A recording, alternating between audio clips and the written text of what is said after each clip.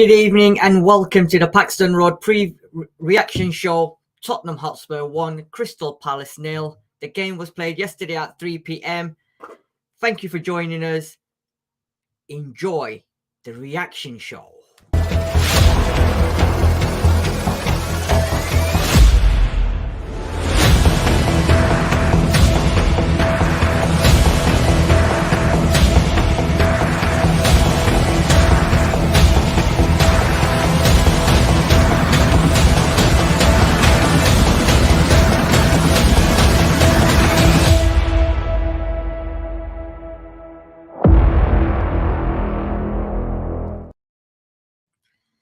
Welcome to the reaction show. As I said at the beginning, Spurs 1, Crystal Palace 0 at the Tottenham Hotspur Stadium. And joining me to go through the analysis, the reaction, and everything else is Mr. Sean Hurl, Tottenham Tifosi 61, Tifosi, and Pav, SPVP, RTDW, XYX4, 3412 are in the house. Good afternoon, good evening. How are we all today? I'm fine. I'm in good spirits. Why shouldn't I be? Good. And yourself, Pav? I'm great. Yeah. At least my mood's not ruined. I was going to say, bank holiday weekend, lovely weather today, and Spurs get a win yesterday. We'll go into more depth about the game, about the starting lineups, analysis and everything else. Records broken. I was there at the game yesterday. I'll give you my opinions, and I also want your opinions as well. If you're joining us, please make sure you subscribe to the channel. Smash that like button, as we will tell you our thoughts on our game. And if you went to the game, if you've got any thoughts on the games, the tactics, the formation, the players, the results, anything else, put it in the comment section and we will be sure to have a look and talk about it. So guys, yesterday, you weren't on the preview show, was you? No, that was you and Samuel. Yeah, and Samuel, yeah. Yeah, we just discussed it, and I think we've got to that stage now where it's just one game at a time. Let the game come. Whatever happens, happens. So we'll go into the tactics in a minute and the result and the game as well. What was you expecting, Sean, going into the game yesterday? Before, obviously, we knew the result and the team and everything. But I want your opinions, because obviously me and Sam gave ours. What was you expecting going into the game tomorrow, and what was your morale like? To be honest, you've not been expecting very much recently. I mean, ironically, I was probably keeping an eye on the clock to check that we hadn't conceded a goal, given what's been happening to us in the last few minutes. But yeah, I mean, I thought it was going to be possibly a lot harder than it turned out to be. Yeah. There was surprises in personnel, and there was a game plan, and that has been somewhat missing for most of this season, I feel. And yeah, what I expected and what I got are two different things. So I wasn't expecting the greatest of events, but what I got I was more than happy with. Cool. Pav, and yourself? What was you expecting? I was expecting a difficult game. I wasn't expecting a win 100%, if I'm being honest, but I'm not complaining. And also, I know we're going to go into it later, but, it was also about, the formation and the players on the pitch as well. So that surprised me a lot and definitely changed the game. Yeah. I was there at the ground. I'm not going to lie. It was a bit like Robbie Williams from Take That. He left the group. Then he's come back to join them, and then he sat there probably thinking, why have I come back to this? What am I watching? Because in all fairness, right, it wasn't a great game. I was really disappointed with Crystal Palace. I was expecting hell of a lot more from Crystal Palace yesterday, and boy, were they poor. Now, were they poor because they were just poor, or was it because we played better? I want your opinions on that as well. But I personally think they were poor in all terms, regardless of. We weren't brilliant. We were good in patches. There's a lot of positivities, and there's also still the negativities within our play. The stadium as well wasn't. I know it says sold out, but there was a lot of empty seats. Hell of a lot of empty seats, and I think we were so quiet, Sean, yesterday. Oh my word, we were so quiet yesterday. The fan base, Crystal Palace kept singing, shall we sing a song for you? Are you Arsenal in disguise? Or are we at the Emirates? Everything under the sun. We was just literally so not singing yesterday. And however, that was because of the previous results, because of Daniel Levy, I don't know. But I think we was quite poor. So let's have a look. As I mentioned, Tottenham Hotspur 1, Crystal Palace 0. Harry Kane, who else, gets the winner for Tottenham Hotspur? Right, I'm going to start off with the team lineup. Then we'll go on to the possessions and the game. Sean, what was you expecting in terms of the team? We'll talk about the team first, because the formation, he tweaked it as well, which I think it was an excellent idea. But on my preview show, I didn't have Emerson in the team because I thought he was injured, and same, so fair play. But was you surprised by the lineup? Because I think a lot of fans were like shocked. Well, not shocked, but surprised that a certain defender, centre-half, was left out completely of their starting 11. Yeah, I think somewhat unfairly, Ryan's been called Ryan's mate son. Yeah. And, I think what yesterday showed was that he was, when he's prepared to make a decision, he can be quite ruthless. He's obviously auditioning for a role, maybe at Tottenham in the future, maybe in for a championship team next year. Who knows? It's difficult to know. But I thought he did surprise me. I was hoping to see Danjuma. I was hoping to see Richarlison, but that if Son's available, he seems to be picked. I'm losing you, Shaw. I don't know whether it's my connection, but I am losing you. Pav, can you hear me? Yeah, I can. Pav? Yeah. Yeah, we're working. We're quite all right, are we, Pav? Yeah, I can hear you. I think it's Pav, can you hear me? side. It seems to be a problem at Sid's end, but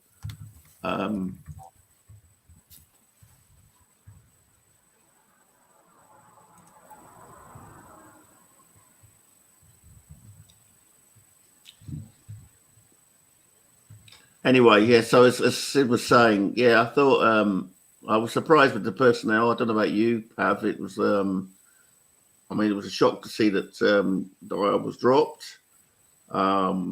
There was no sign of an injury, so it had to be. He was basically sacked to the bench. Richarlison probably deserved a chance. I was surprised that he was played on the right rather than the left. But it sounds. The formation was there to do a job, I think, and it did the job. Yeah. And big up to Ryan for making big decisions when it really counted. Yeah. Pav? 100% Sean is spot on. I was very, very surprised as well. I didn't know that Royale was back anyway, but good to see him back on the pitch. And then obviously Dyer being dropped, it was great to see on our behalf. And then I was very, very happy that Kulu didn't start and Richarlison was given a chance, which was great to see. The only other thing that I wanted was Son to be dropped ahead of Danjuma, but hey, can't always get what you want, eh? But yeah, it's very clear that Ryan is, not scared about changing things up and making these tactical decisions. And its perfect examples here is that he changed it and, he realized certain things weren't working, especially Dyer as well, and dropping him, which was great. And it gave us that benefit to end up winning the game, to be honest. Yeah, we predicted a team in the preview show, and obviously we eliminated Emerson Royal because we didn't expect him to be fit, but he was. But being at the game and watching it, because if you look at all the media, the way they've lined the teams out, some have gone with 3-4-3, some have gone with all sorts of formations, and I was actually watching at the game, and I know for a fact that it was a 4-4-2 with Emerson playing as a right back, with Emerson, Romero at Langley, and then Davis as left back, and then Pedro and Son as the left and right wingers. That right side yesterday looked, in my opinion, so solid, because we've slated Emerson Royal loads and loads of times, but yesterday we actually had somebody playing right side doing a job. Tackling was well, his passing was good as well. I think there was once or twice in the second half where he'd done a bit of short boating, and it was quite funny because it was one of them, I'm back, watch me do what I do, and it was quite funny at times, but it was good. Pedro Porro, I think, had a good game. I personally, I don't know about you, Sean and Pav, I was quite shocked that he played Pedro Porro as a right winger ahead of Danjuma and Kulusevski. Yeah, he done well going up and down and trying to get across his ears and stuff like that. So he done well in that position, but I think I was quite shocked. The midfield too, I think it's just, in my opinion, I don't think it's just not happening with them two at the moment. I don't know what it is, but I was chatting to the guy next to me and I said, in the middle of that pitch, we was just so far behind play. There was nothing there to connect the forwards up. They were too far back, and for me, they were too close together all the time. And when they were close together, they were more as a defensive pair more than going forward. And we lost the ball quite a lot of times as well. What I want to ask you guys as well is, in terms of the personnel on the pitch, did anyone actually stand out for you in terms of performances? Pav?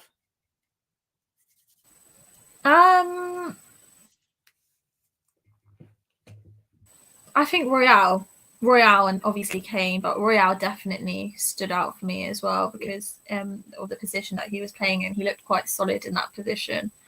Other than that, no, to be honest.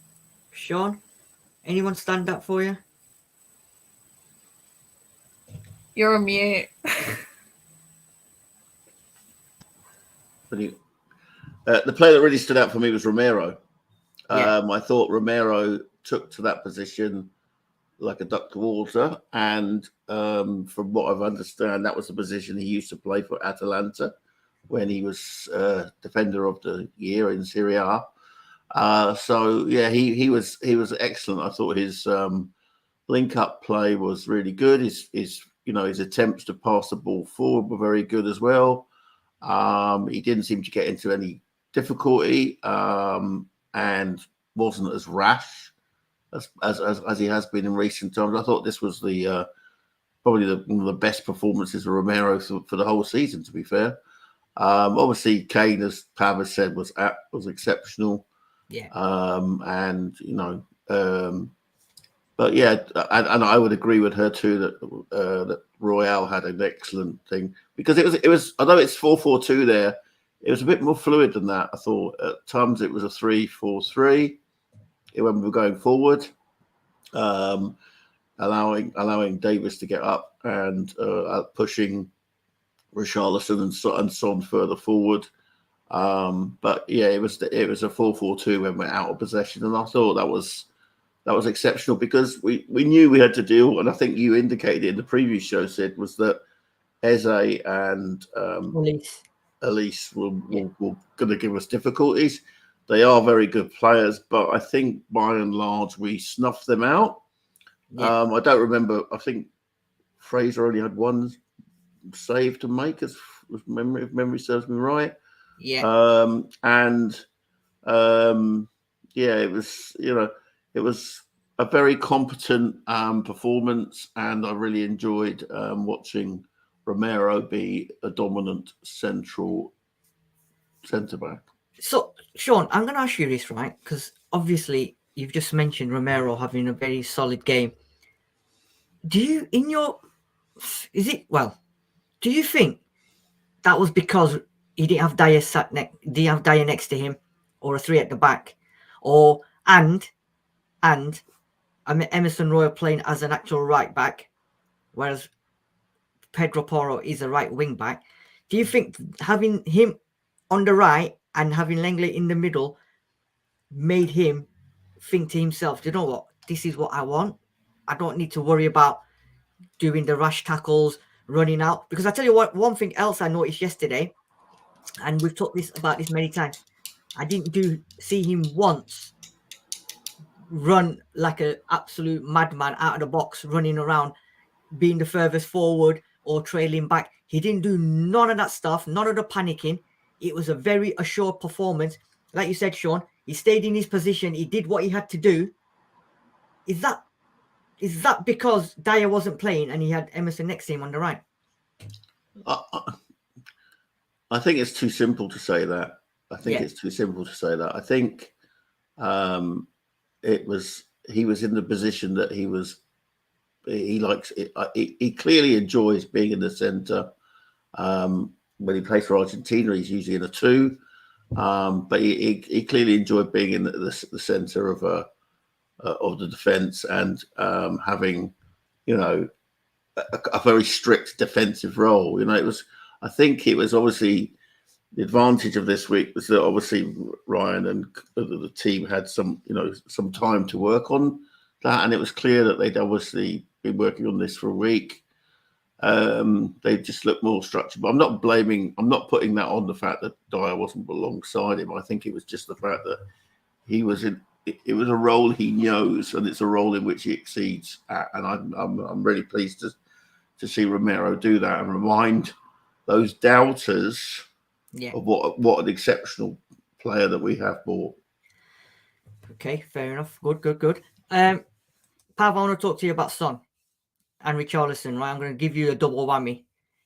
I think yesterday Son showed something that he hasn't shown for many a time, and that was his ability to actually defend and come back as a defender. Because there was one instance in, I think it was the second half, where Palace counter-attacked, and I think it was Eze on the left played a straight through ball, and Olise and Ayew were on goal. Son came sprinting all the way back to nullify that attack and played it back to Forster, and we carried on. If it wasn't for Son doing what he done there, they were guaranteed to score a goal. And it wasn't just the once. He'd done that a few times where he was actually coming back, defending, and putting in a shift at defense, whereas he hasn't done that under any other managers. Is that because of Mason? Is it because Mason's been chatting to him, put his hand on his shoulder, and he's told him and trying to give him the confidence? Yeah, I mean, it could be Mason saying something to him. I also think it's to do with the formation as well and where he was playing. But, he has more of the flexibility, and also, like you said as well, with him defending and doing it that way rather than playing in the position that he usually plays in, that plays a part as well, because usually what we expect him to do is, drive the ball, don't lose the ball, start scoring goals and stuff like that. But he is also good at defending. So it might be the case that, the position that he was playing in yesterday benefit him more than the usual position that he is in. And I'm going to ask this question, and I want both your opinions on this one. Have we been robbed 60 million for Richarlison? Sure. Absolutely not. Okay. Absolutely not. I'm not going to judge Richarlison on this season. He's had an injury impacted season. He's like a lot of teams. The World Cup has cut across our squad, but you can't it was injury after injury for Richarlison. It's very, very difficult for him to establish a place, given that he was really he plays better through the middle, but you can't when you've got someone like Kane scoring 26 goals now. It's very difficult to displace him. I think we will see the best of Richarlison next season. I certainly don't think we were done. You have when someone's got form in the Premier League, which he did have at Everton. There's going to be attacks, but too many times we've bought players with no experience of the Premier League, and they've let us down. And there's a whole bunch of them, coming back to us come July, and we've got an awful lot to do in the summer. But I'm prepared. Given the injuries that he's suffered this year, I'm prepared to give Richarlison a buy. Okay. We don't set the fee. Everton wanted 60,000, 60 million, 60 million or whatever, and we paid it. Pav?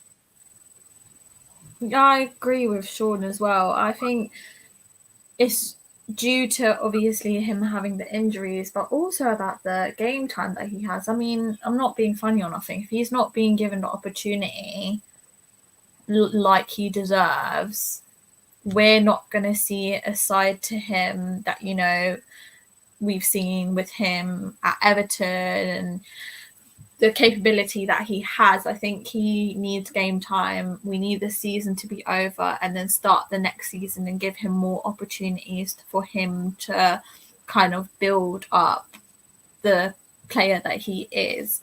Obviously, he's not a replacement for anyone. I wouldn't say that he is, but he needs more opportunity and flexibility to be on that pitch. If he's coming on as a sub, that's not giving him an opportunity. He needs to be in the starting lineup to show what he's worth. Can I also add? Yeah, go on. Can I also add, Sid, that I think Sonny is a very lucky boy that Conte in particular, but Stellini and Mason have a blind spot when it comes to him, because until the last month, Sonny he's stunk the place out, but for most of the season, let's be honest. Yeah, I mean, it's incredible how the removal of Conte, followed by the removal of Stellini, have seemingly coincided with the return of Son as a attacking force. That was the first time I've seen him as a defensive force. I still wince when I remember Pochettino picking him at a left wing back in a cup semi-final. So and given if you want to see a good performance of a left-sided attacking player acting defensively, then I would put Richarlison against Chelsea. See that performance. That was an incredible performance, and his reward for that was to be dropped. And you can only muck about with players for so often. When the man's fit, he should be playing. And do you know what? I agree, but I still think when you're paying over 50 million for a player, yes, I know he's had injuries, he's come back, he should have at least scored by now. Yes, game time as well. But I just look at Jesus. He's had injuries, and he's come back. He's firing. He's actually impacting games again today as well. He impacted that game. For me, Richarlison's not impacting games as much as he should be. But let's see what happens with that. Let's see. I mean, we've had a couple of managers. Maybe it's the way they've not been playing him, whatever. But I still think he needs to give it a little bit more, because yesterday he keeps going down too easily, and that frustrates me. And I think it was frustrating a lot of fans because he's constantly going down for no reason. At one point, we was thinking whether the pitch was just wet, because he just goes down and then he's looking for fouls and he's, you know, looking at the ref and all that. And you're thinking to yourself, just get up and get on with it. The game's moved on and you're still moaning and whining. And although we won 1-0, it wasn't a pure fluid performance. There was patches in that game where we would go forward, but then there's no options going forward, and it was going all the way back. There was a couple of times when Højbjerg, Son, and I think Pedro Porro and Emerson ran with the ball into their half, only for the ball to come all the way back, because there was nothing going forward. And I've read a few comments in the section about Maddison and getting somebody to link up play and stuff like that. I think we are crying out for someone to link that play up. And Eriksson and Maddison, I think there's more players out there, but it's down to obviously the new manager, whoever comes in at the end of the season. Looking at stats for yesterday's game, Sean. So it was basically 58% to Spurs, 42% to Palace. Most possession, Ray! Ryan Mason for manager, Ray! No, I won't get carried away there. But yeah, it's good. It's good to have maximum or more possession, more shots. 8 shots on goal to their 7, 3 on target. They had 2 on target, corners and fouls. But what I will say to you, Sean, though, that 58% possession, we didn't do much. We did not do much at all. Like I just said previously, all that possession was going forward, backwards, back to the keeper, then bringing it out, then going backwards.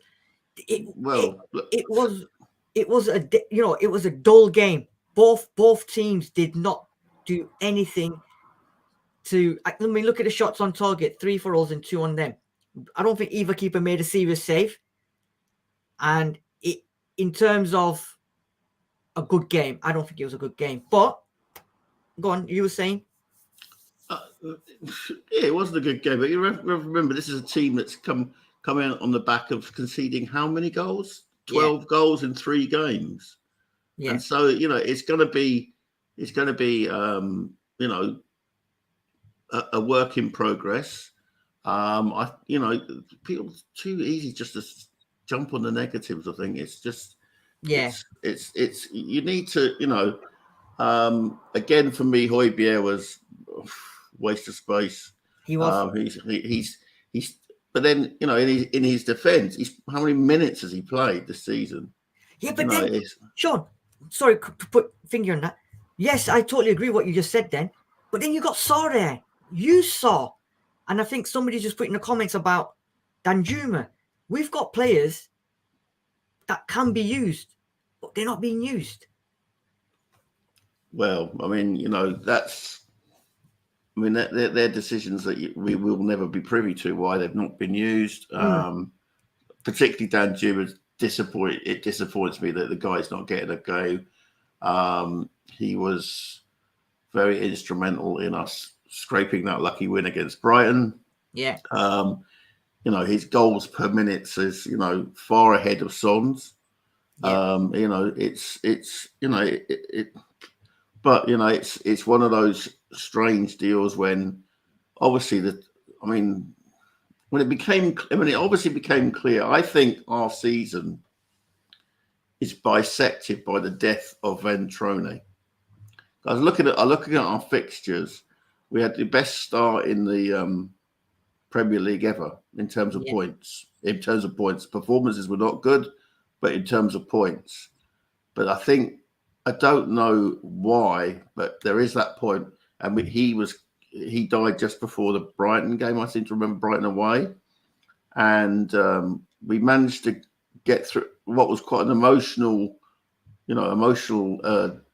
match for many of the players. And I do think that was the beginning of the end for Conte. I don't think Conte, was ever, it was it was unlikely that he was going to stay, but that made it definite that he wasn't going to stay. And really, then you have to look at the leadership at the head of the club, who just thought, we'll just let it drift. We'll let it drift. And it has, it's drifted. And, we now know we now got a Europa Conference League playoff next Saturday against Aston Villa on my birthday. Yeah.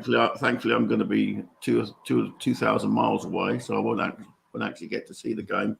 But, I think that you could look at our season as that event, was the point at which I think the season was derailed. And I think, we're one of those clubs who seem to have been affected by the World Cup in the middle of the season. Other clubs who didn't have many players away on duty don't seem to have had that issue. So I think overall yesterday's performance for me, not the best. Got the job done, won 1-0, got the 3 points, and most importantly, I think a confidence in the players instilled by Mason, and it's a start. And I think Mason obviously will do everything in his powers to continue that run, continue the confidence, and grind out the results. Let's have a look at some of the comments. So, David Clark, hi from sunny Leicester. Langley to get injured. We just can't get rid of Dyer. We are cursed. Langley to get... Okay, yeah. I trust him to get injured. In other words, just where we've got a back three, which doesn't include Dyer. Yeah, absolutely. Dino, so good afternoon, evening. Trophies for Ndombele and Garter Vickers is another trophy curse at Tottenham. Joe Hart as well, on his 100th appearance for Celtic, won the league title today, his second. David Clark, it only took Son about 7 years to work out how to perform when out of possession. Steve Sharma, funny how 4 at the back worked so well yesterday after being a disaster the week before. I think, Steve, the reason it worked before is, like I mentioned before, I think having an actual right back that wants to play at a right back and then Romero next to him, I think that made a big difference, because we know that Pedro Porro's a right wing back. He's not an actual right back. So I think Emerson having a playing there yesterday, I think made a big difference. By the way, what happens to those Europa League places which go to the 2 cup winners with Man United and City already in Europe? I don't know, but all will be revealed as well, because obviously West Ham have got the semi-final of the conference, and if they win the conference, they go straight into the Europa as well. So I think we'll find out further down the line what happens with that one. David Clark, watch Pep's interview where he said winning a trophy makes you a great player. Really? Kane is one of the finest strikers I have ever seen. You can have a great player but not win trophies. It happens. Yeah, so by that stretch, Pep, the Wigan team that won the FA Cup and were relegated are all great players. Yeah, true. Kevin Murray, sorry, I just got home. Hello, everyone. Hello. Hi, Kevin. Where else is there? Kevin Murray saying Porro played well. Our very own Spursy 141. Good evening, Emerson, Romero, and Langley. Yeah, absolutely. Let's have a look. Where else? Dinosaur saying here Romero, Royal, Guy, Udoji. It's a cheap fix. I think it all depends on what Daniel Levy wants to do in the summer and which manager we get in. Michael Gain, judge him on the next manager and injury free. I think he's talking about Richarlison. Dinosaur saying here, Maddison 26 games, 9 goals and 8 assists versus the Pigeon for less money. Get that Kane Maddison link up. Do you know what, Dino? We might get the Maddison link up, but whether Kane's going to be there or not, I don't know, because I'm hearing today now that Man United have put a package in place for Harry Kane for 4 years. How true that is, I don't know, but it's all going to see. David is saying if Nagelman comes to Spurs, then Bissouma and Bentancur will be the midfield pivots and possibly a new creative midfielder brought in. Then Skip and Højbjerg will be squad players. Bentancur's out till November, the earliest, right? So, you know what? You can't wait for Bentancur to come back. He's not getting back before November. Exactly. So we're going to have to go into that market if we're going to have to go and get someone. because he can't go with Skip and Højbjerg next season. So, you know, he's going to have to look to get someone in. 30-40 million would be suitable for Richarlison. Yeah, but it's done. We've paid. It makes no difference now. So, Sean, looking at this league table, and you've already mentioned it, next week we've got Aston Villa, which is a battle of the 6th and 7th position. Look at where Liverpool have shot up to now. 1 point behind Manchester United from wherever they were. We're 6th on 57 points, with Brighton on 55 with 3 games in hand over us, and Aston Villa on 54 points. It is what it is. And like you said, Sean, what I don't want to ask, but I'm going to ask it anyway. Are we now fighting for 6th, 7th, and 8th position, aren't we, really? Realistically? Of course, yeah, of course we are. That's it. I mean, it's clear that we're, you know, and we don't, to be fair, we do not deserve a Champions League spot. No. You know, we do not. I mean, we've obviously not got the stones to do it. We had a position, if we'd held on for 30 seconds longer at Southampton, we would have gone 3rd. And how long? That was just over a month ago. Yeah. We you know, we are where we are, and we are where we deserve to be. Yeah. And you know, I do feel that we will drop even further, because look at the number of games Brighton have in hand on us. Games. Yeah. Villa at home will be difficult. Although at their home, I meant they will be difficult. Although they've had 2 reverses, including losing to Wolves. Yeah. It's, you know, if we finish in the place that we are at the moment in that graph, then we get Europa League. But I fear that we're going to more likely to swap places with Aston Villa. And to be fair, you know, we don't deserve Europe. We've not been good enough. Not been good enough. Brighton have been better than us. Liverpool have turned their season around. Could actually, by the look of that, could actually sneak into the top 4, which no one would have given them a hope of doing that. I don't know. It's. I mean, given, if you think about back to August when we were so confident, given how well we'd finished the season before, for it to, you know, just fritter away. Yeah.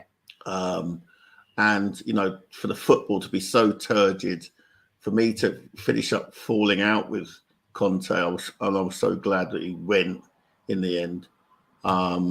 It's just been a hellish season, you know, and thankfully it's winding down. There's only 3 more torturous games to go through, 2 away, 1 at home. I don't expect many points to come our way, so we're going to drop. And you know, where we finish, you know, they say wherever you finish in the league is what you deserve, and that's exactly where we will deserve to be. I totally agree. Just want to say hi to Michael Gainey saying here, I really wish we had confirmation. Michelle, I think you're getting the gender wrong. Michelle, sorry. I'm looking elsewhere. Sorry, Michelle. Michelle Gainey saying, I really wish we had confirmation on the new manager. Do you know what? I totally agree with you, because Vincent Kompany's just signed a 4 or 5 year contract with Burnley, so he's out of the equation. Nagelsmann's talking to PSG. Yeah, Nagelsmann's talking to PSG, and apparently he also wants the Spurs job. And I don't know, Xavi Alonso, apparently there was a barrier that we had to jump over the hurdle, and we've got the 110-meter hurdlers to come and jump over that.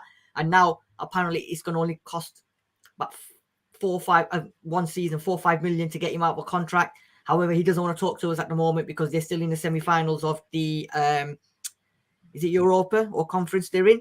So they're not going to talk, and he's not going to talk. Brendan Rodgers is still sat there waiting. So I don't know. And apparently we've got, and as Jude says, Sam Allardyce is taken. But I don't know. Honestly, I do not know what's going to happen. But the sooner we know, the better, because there's a lot of people that want to renew the season tickets as well. And without knowing who the manager is, I certainly don't want to renew at this precise moment, because if we end up with Brendan Rodgers or somebody like that, my boys have already said I ain't coming to the game next season.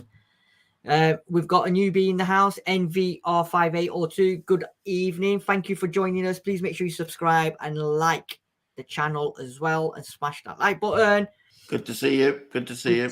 As always. We've got Gessler Toon. Great intro, Sid. Love the show. Thank you very much. Thank you for joining us as well. That's about it, really. That's about it. That sums up Spurs 1-0. However, before we do go, there's a certain player at this football club that we need to mention. Mr. Harry Kane is now the all-time second leading goal scorer in the Premiership. After the goal yesterday, he moves into second position, 209 goals, one ahead of Wayne Rooney and 51 behind Alan Shearer. What an absolute superstar. And also, as David has pointed in the comment section, only player to score 100 goals, both home and away. And also, before I let you speak, Sean, all I want to say is yesterday, he was, again, without him, I don't know what we would do, because for a team that's struggling, this guy delivers week in, week out.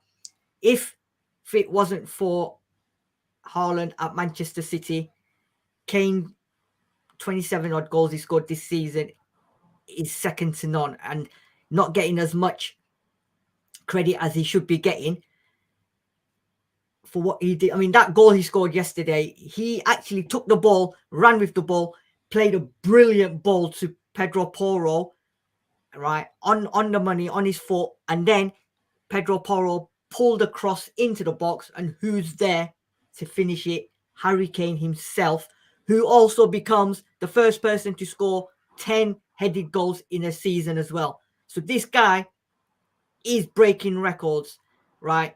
Okay, he's not winning the trophies, but he's breaking record after record for, do you know what? Put some credit to that guy's name. Sean? Yeah, I mean, we have been absolutely blessed by having this player in our team. And you know, he's doing things that, you know, I'd never thought would happen. He's scored more goals than Greaves. He's you know, he's taken us to, you know, heights that the club would never been to before for, you know, decades. And you know, he's been an absolute ambassador for the game of football in what is a really horrible industry. And I think I need at this stage to raise a terrible abuse that was aimed at Heung-min Son when he was leaving the field yesterday. He wasn't leaving the field. What do you mean? Was that by Spurs fans or was that by that Crystal Palace player? That was Crystal Palace fan. It was when he was substituted late on in the game. Yes. That's when that happened. Yeah. And I cannot believe that someone who plays with a smile on his face. He's not had the greatest of seasons, but is an absolute icon of a not just his own nation, but of a continent. You know, an Asian, as a representative of Asian footballers. He's, you know, he gets the abuse that he's done. But I mean, thankfully, Spurs and Crystal Palace, to be fair, have absolutely stepped on this, and I fully expect a legal proceedings quite soon, and that person to be banned.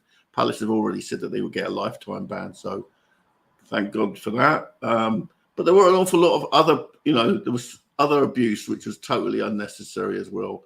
Yeah. And I just, you know, but that put, you know, the racial element to that was despicable.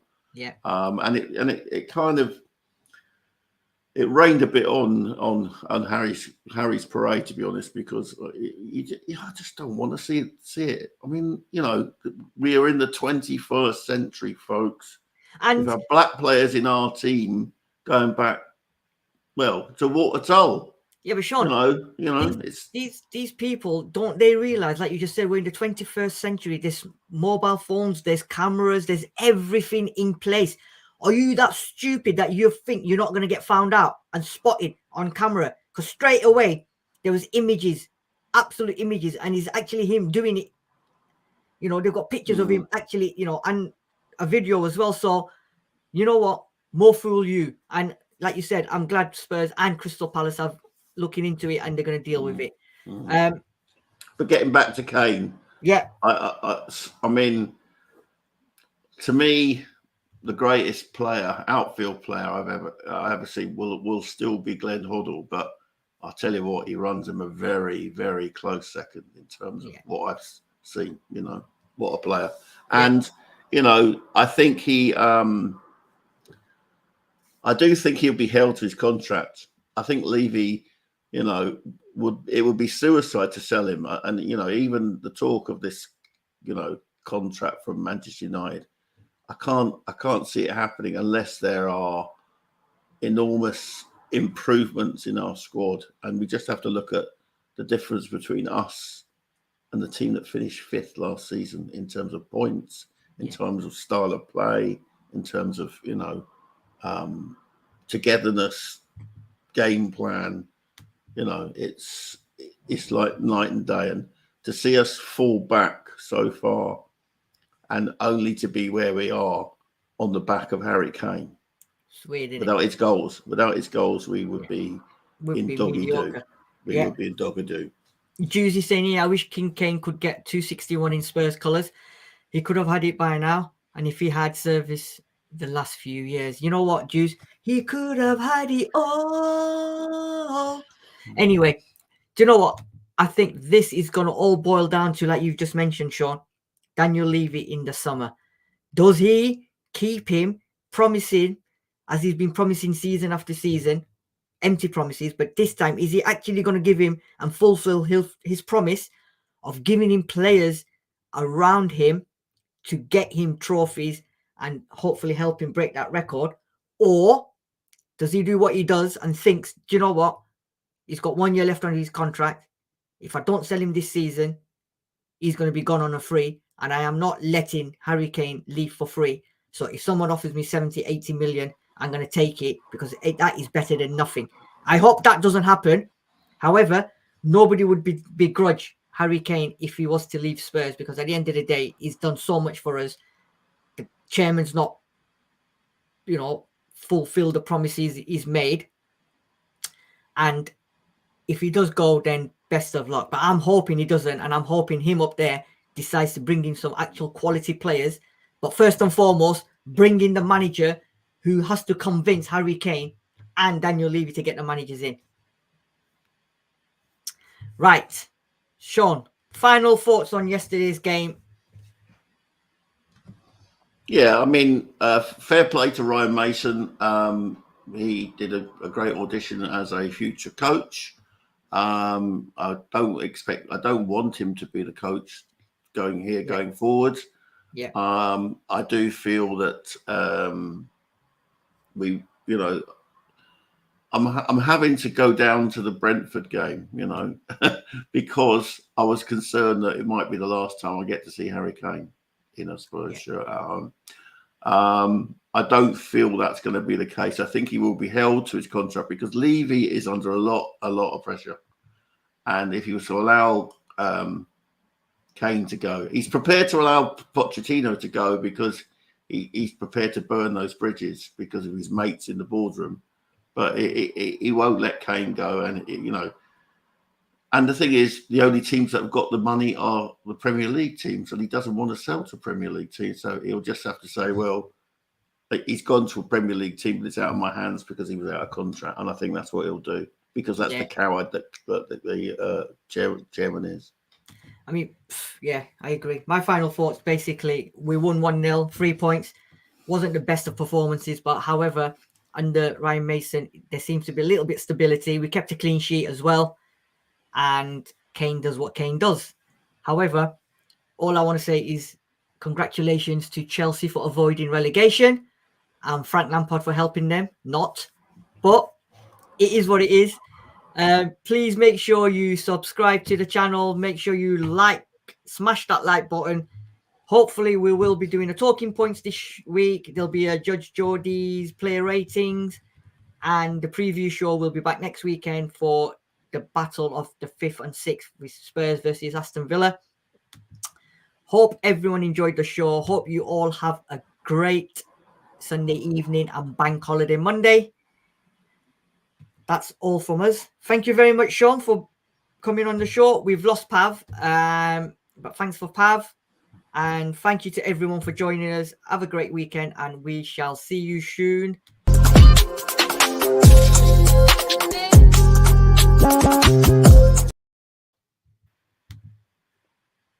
Oh.